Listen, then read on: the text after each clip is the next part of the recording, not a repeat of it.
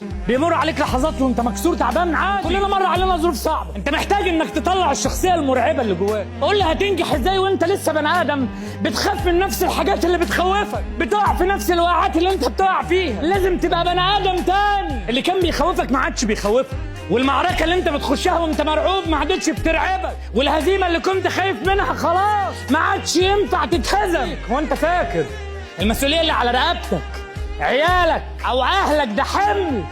لا، ده اللي بيقويك، ده اللي مخليك تصمد وتحارب، ده اللي بيخليك وانت عايز تغادر الدنيا موجود.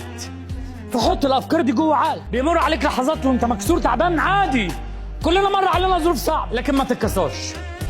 اوعى تسمح لبني ادم على وجه الارض انه يكسرك. لا تسمح لبني ادم انه يكسرك، ولا موقف انه يكسرك، ولا حرب انه تكسرك، ولا حاجه في الدنيا تخليك ترجع لورا.